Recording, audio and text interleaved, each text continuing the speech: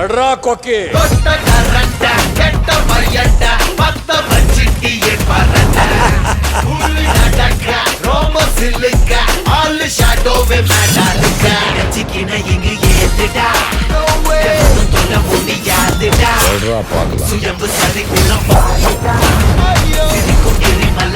எட்ரா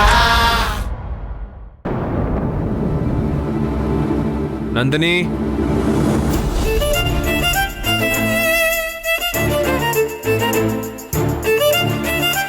நான் ஒன்னு கேட்டா நீ உண்மையா சொல்லுவியா நந்தினி?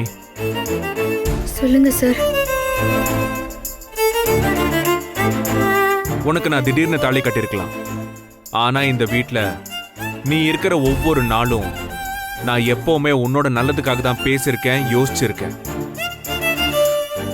உனக்கு ஒரு பிரச்சனைனா முதல் ஆளா வந்து நிக்கிறேன்.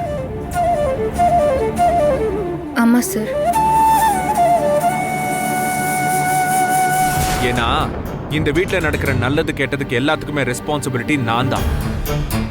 அதனால தான் கேட்கிறேன். அப்படி இருந்தும் ஏன் நந்தினி இப்படி நடந்துக்கிற? தாலி கட்ட போற விஷயம் உனக்கு முன்னாடியே நல்லாவே தெரியும்ல. ஒருவேளை அதுல உனக்கு இஷ்டம் இல்லைன்னா அப்பவே சொல்லி இருந்திருக்கலாம்ல. நான் ஐயா கிட்ட வேண்டாம் தான் சொன்னேன். நீ முதல்ல வேண்டாம் தான் சொல்லியிருந்திருப்ப. அவர் சும்மா 4 தடவை அழுத்தி அழுத்தி சொன்னதும் நீயும் ஓகே சரின்னு சொல்லியிருப்ப. கரெக்டு தானே? ஆமா சார். நந்தினி, நீ ஒரு விஷயத்துக்கு சரின்னு சொன்னா அதுல இருந்து பின்வாங்குற ஆளெல்லாம் கிடையாது நீ. அது எனக்கு நல்லாவே தெரியும். ஆனா கடைசி நிமிஷத்துல நீ இந்த விஷயத்துல இருந்து மாறினதுக்கு யார் காரணம்? யார் சொல்லி இதை செஞ்ச? இல்ல சார், யாரும் சொல்லல. பாத்தியா, ஏன் கிட்டயே போய் சொல்ற? கன்ஃபார்மா சொல்றேன், யாரோ சொல்லிதான் நீ இப்படி செஞ்ச. யார் சொல்லி நீ அங்கிருந்து வந்தேன்னு சொல்லு. ஏன் சார், எனக்கு சொந்த புத்தி இல்லையா? நானா யோசிக்க மாட்டேனா? உனக்கு புத்தி நல்லதா இருக்கு, அது எனக்கு நல்லா தெரியும். ஆனா அதை விட உனக்கு அதிகமா சகிப்புத்தன்மை இருக்கு. அதான் இங்க பிரச்சனையே.